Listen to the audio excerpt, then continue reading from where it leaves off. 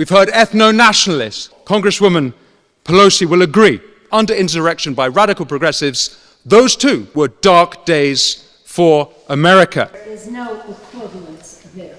Quote, hijacked.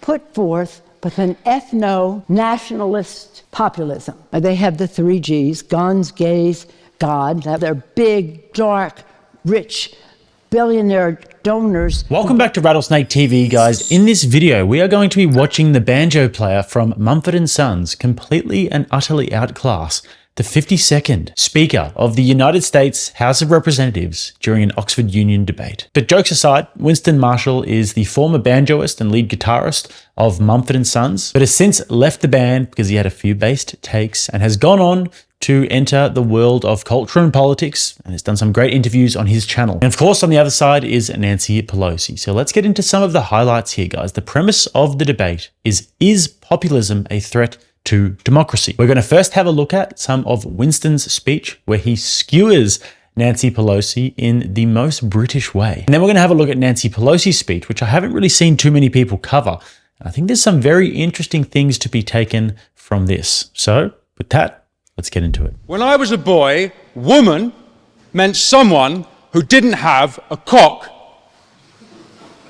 Populism has become a word used synonymously with racist. We've heard ethno-nationalist, with bigot, with hillbilly, redneck, with deplorables. Elites use it to show their contempt for ordinary people. We are in the populist age, and for good reason. The elites have failed. Let me address some common fallacies, some of which have been made tonight.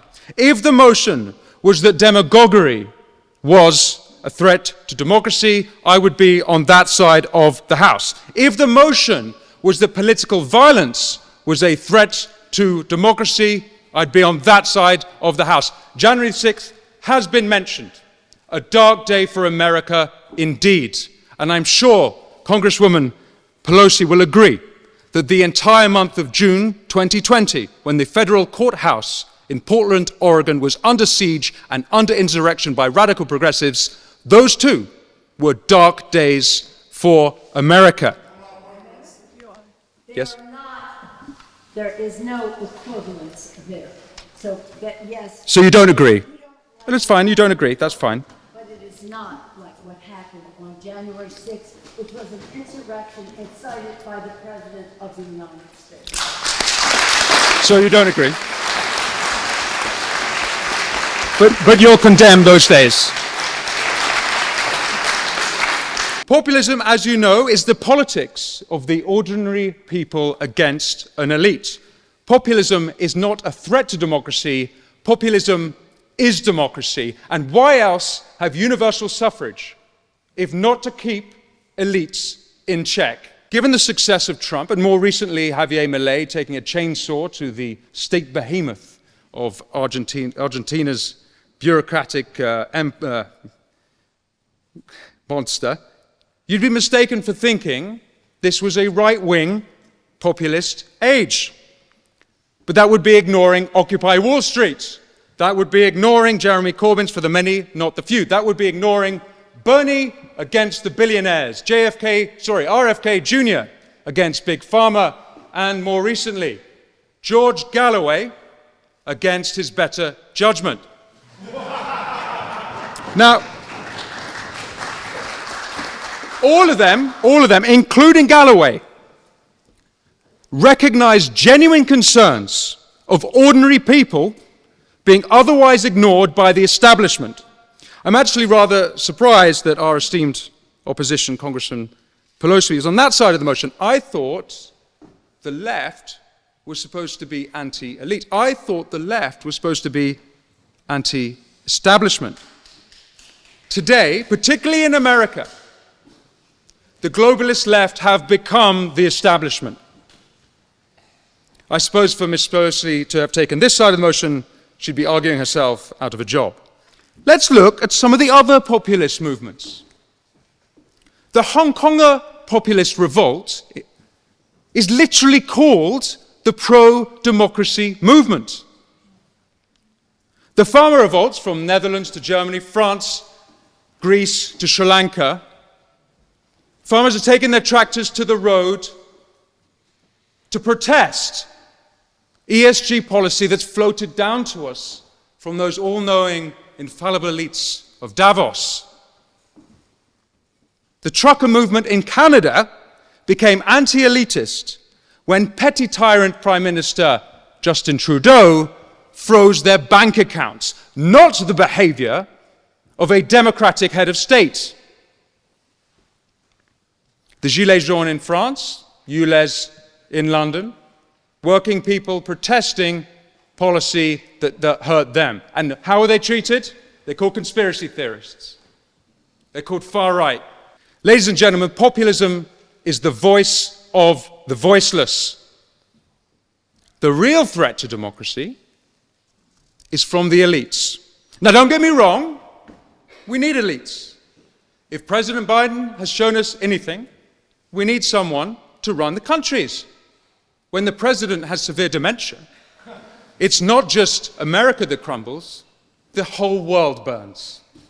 So pretty hilarious there, watching Nancy Pelosi get challenged to her face and watching her squirm. And it just makes you wish that these people had to sit down and engage in debate more often because they would just get exposed. But that's the beauty of this video. It's a small window into what it might look like if these people had to actually engage with regular people. And they didn't have their whole press team there. They couldn't select exactly who they wanted to take questions from. They didn't have their whole security detail all the time. And now populism doesn't have a singular definition or meaning, and there isn't exactly one movement that perfectly embodies it, which is why it's not my favorite term, because there could definitely be a populist movement that I'm diametrically opposed to. So I can't say that I categorically agree with populism, but it could be described as a political movement that aims to champion the common person or the will of the many and stands in opposition to the agenda of the elites or the few. At this particular moment in time, the populist movements around the world are ones that I'm largely on board with because they are a direct response to the issues of our day, which is globalization,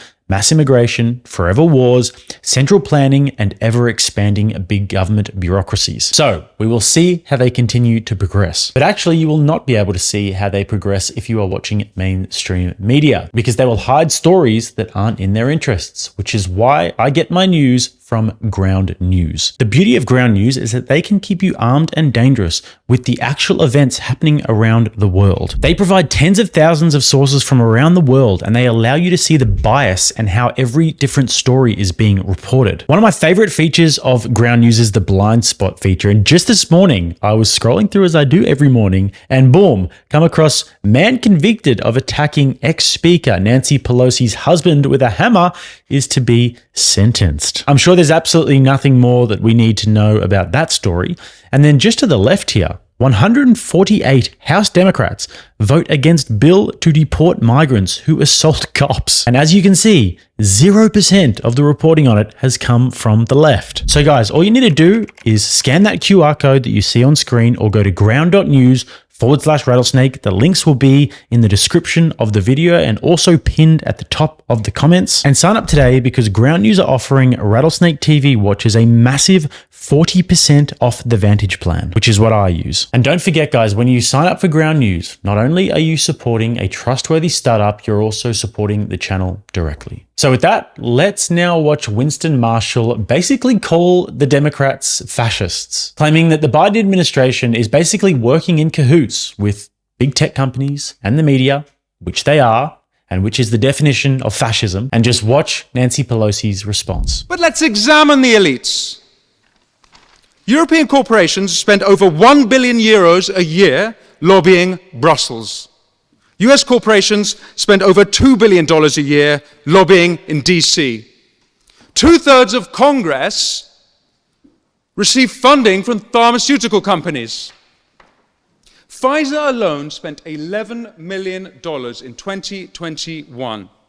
They made over $10 billion in profit. No wonder then that 66% of Americans think the economy is rigged against them for the rich and the powerful. And by the way, we used to have a word for when big business and big government were in cahoots. And I think any students here of early 20th century Italian history know what I'm talking about. What about big tech?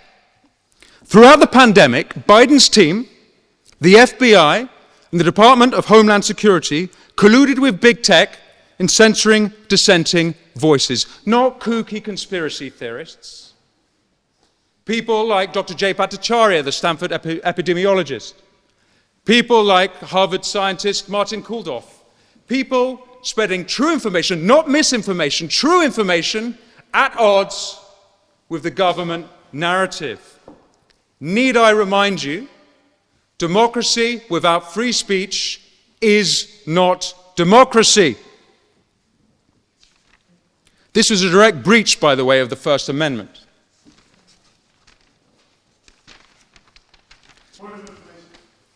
Before COVID, intelligence services colluded with big tech to have Trump suspended off Twitter.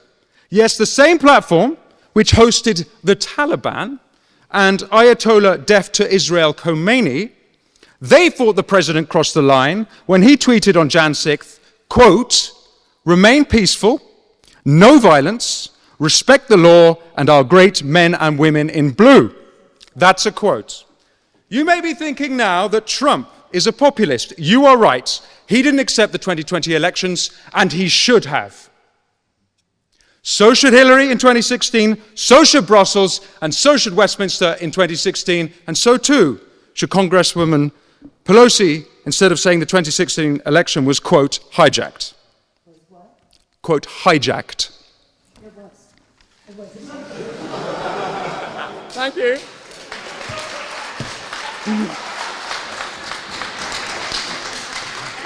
Mean that we don't accept the results of it. Okay. What about the mainstream media? Let me read you some mainstream media headlines.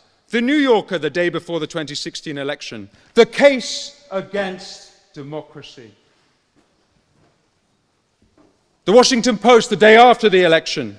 The problem with our government is democracy. The LA Times, June 2017. The British election is a reminder of the perils of too much democracy. Vox, June 2017. The two eminent political scientists say the problem with democracy is voters. New York Times, June 2017. The problem with participatory democracy is the participants. Mainstream media elites are part of a class who don't just disdain populism, they disdain the people. If the Democrats had put half their energy into delivering for the people, Trump wouldn't even have a chance in 2024. He shouldn't have a chance. You've had power for 4 years. From the fabricated Steele dossier to trying to take him off the ballot in both Maine and Colorado, the Democrats are the anti-Democrat party. All we need now is the Republicans to come out as the pro-monarchist party. Ladies and gentlemen, populism is not a threat to democracy, but I'll tell you what is. It's elites ordering social media to censor political opponents.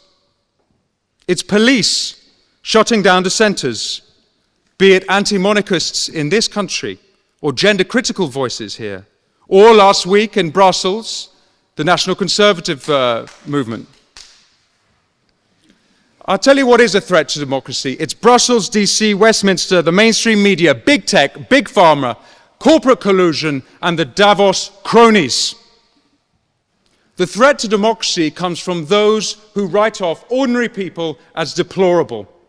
The threat to democracy comes from those who smear working people as racist.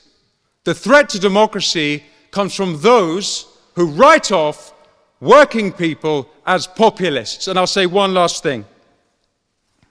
This populist age can be brought to an end at the snap of a finger. All that needs to be done is for elites to start listening to, respecting, and, God forbid, working for ordinary people. Thank you. So a really great speech there, and I think our friend Andrew Gold made a good point on his Twitter when he said that I will be absolutely flabbergasted and disappointed if Mr. Winston Marshall isn't Prime Minister in 5 years. Set your clocks. And now I'm not so sure if he'll be Prime Minister in 5 years, and I was speaking to my friend Connor Tomlinson when I was on the Lotus Eaters podcast the other day, which you guys can check out. And he tends to think that Winston Marshall might be a little bit too much of a centrist to actually fulfill that role. But here's how this speech really did get me thinking about the future of British politics. This guy, Winston, has something that many prominent Brits have had in the past. It's a magnetism and an X factor that is a mixture of British charm, humor, and intellect that people would probably find extremely refreshing in the world of stale British politics. And this is a bold claim to make, but I do think that within the next decade, we will see a political candidate emerge in Britain that is a younger, more vibrant, quintessentially charismatic and based British right-wing leader. And this person will completely rejuvenate the British Conservative Party and bring about the actual populist movement that the people desire. And now let's get on to Pelosi's speech here, because I actually think that there are some even more interesting points to cover with this one. Before we get there, guys, if you've made it this far and if you're enjoying the video, please don't hesitate to smash that like button and also subscribe to the channel if you want to be a part of this community. Let's get into it. The proposition says that it is a threat to democracy. It didn't say it will cause it. It said it is a threat. So remember what the proposition is. Now listen attentively to our two friends here in their description of populism, and they make a very compelling argument. It would have been so appropriate 200 years ago in the time of Andrew Jackson. It's an old notion of populism. For today, I always like to put down temporal markers. For today, how populism weighs in is in a way that is different. Voltaire said, if you want to debate with me, define your terms. Well, let's define what is happening with populism today. Populism is sprung on some of the people that have been named here, put forth with an ethno-nationalist populism. In our country, we see nationalism, isolationism. We had a fight to get the bill that we got last week, and generated by an ethnic negativity about immigrants, incumbents too, immigrants, people who are different from them, these people, and the rest. Our problem with, I don't think mob rule is a definition of democracy. What is democracy? Let's define democracy. Democracy is the rule of law. Democracy is free and fair elections. Democracy is about the independent judiciary. It's about freedom of the press, to have transparency and to have accountability of elected officials to the people. It's about all of that. And that is everything that the populist regime in Washington, D.C. is against. Populism is, no thank you. Populism is about fighting the ethno-nationalistic populism, as is the threat to democracy, is about threatening what they call elites. Now, I know that my takes on this can be a little bit different, which is why I like to maybe wait a few days and let the dust settle before I release these videos. Now, I would say that ethno-nationalism is obviously a bridge too far, because white nationalism in America and Britain and Australia and places like this is reserved for a very small percentage of the population. Most people don't give a shit about what your skin color is, as long as you're a good person and as long as you're willing to assimilate into the values of the culture that you're coming to. This isn't the case in other countries though. If you're not outwardly Chinese in Beijing, then you're not Chinese. There's no such thing as African Chinese or Mexican Chinese. But when she talks about ethnic negativity, I don't think she knows what she's talking about. I think she's completely out of touch with reality, and she's basically just trying to slander anybody who supports Donald Trump. Pelosi is a sick woman. She's got a lot lot of problems, a lot of mental problems. Oh, I don't respond to her. I think she's a waste of time. And she's trying to use the racist card to smear her opponents that her colleagues have been using for a while now. But in a sense, she is correct, because there is an element of ethnic negativity within the populist movement.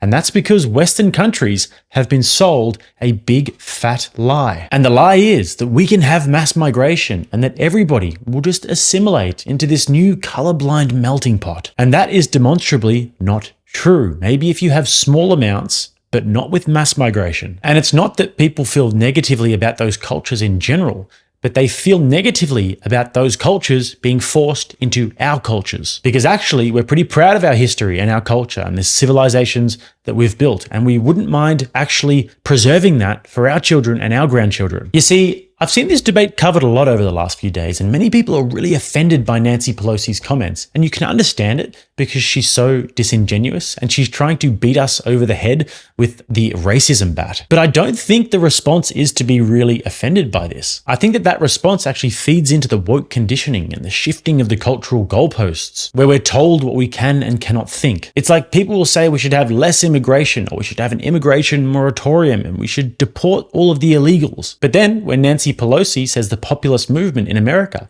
has an element of ethnic negativity about it, everyone's all offended. How dare she? I mean, they recoil at the thought that the right-wing movement in America holds any views of human beings besides that of blank slate individualism. And I personally reject that totally. Democrats and globalists like her are the ones destroying Western countries precisely because they have no concept of nationalism or ethnic consciousness. And they believe that there is no problem with importing millions of people into the country to vote for Democrats, combat the declining birth rates, and perform cheap labor tasks, because America is just an idea after all.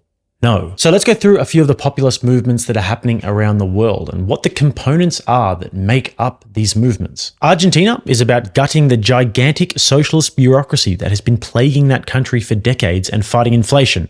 Holland is largely about the globalist agenda, mass immigration, and the targeting of Dutch farmers through the World Economic Forum, central planning, climate change agenda. Bukele in El Salvador is about fighting crime and making the country more safe. Brexit was about mass migration and also the UK being joined at the hip to a big, unnecessary, incompetent European Union who essentially have no right to be telling London what to do. And the American populist movement, in my opinion, is about the fact that the country has been completely sold out in the interests of neoliberalism and globalism, which has torn at the fabric of the country, turning once bustling and thriving American states into wastelands, leaving people hopeless. Citizenship means standing up for everyone's right to vote.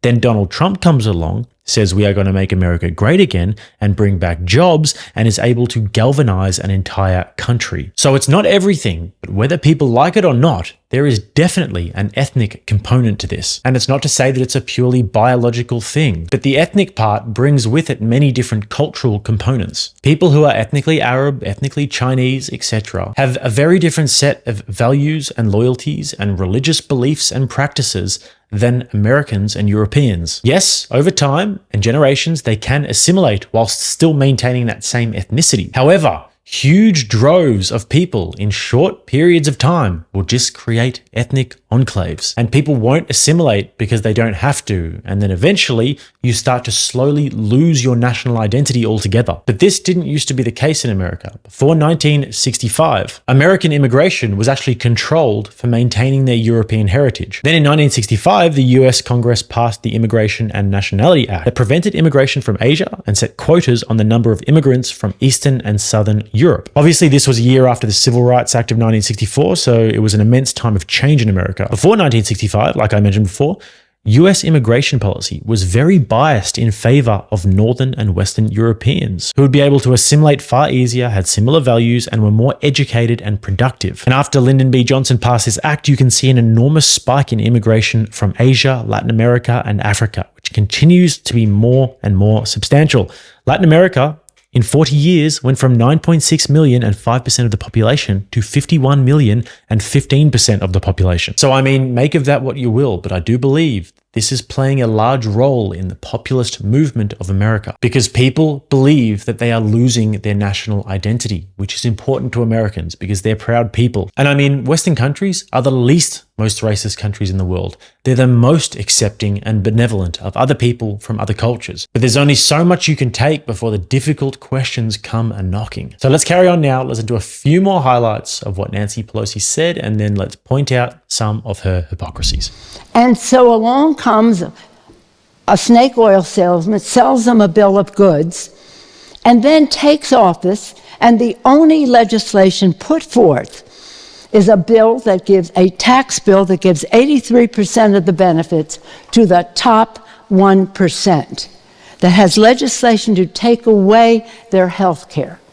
If that isn't enough for you, when we didn't have the bill to go give aid to Ukraine and the rest, the speaker said to me, I can't do it until I do the budget bill. What was holding up the budget bill?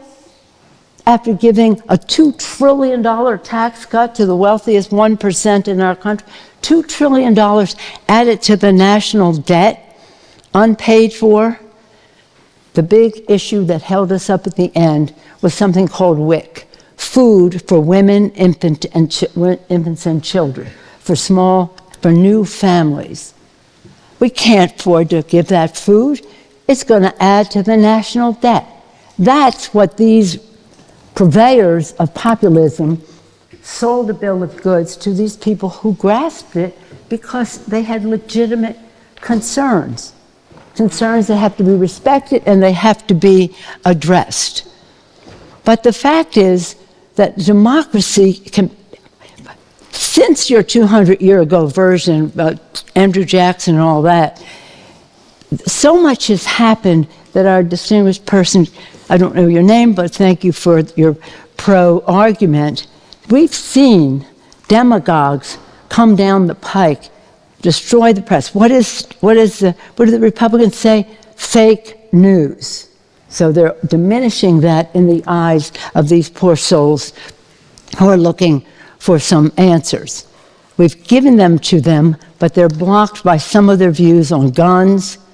They have the 3 Gs, guns, gays, God, that would be a woman's right to choose.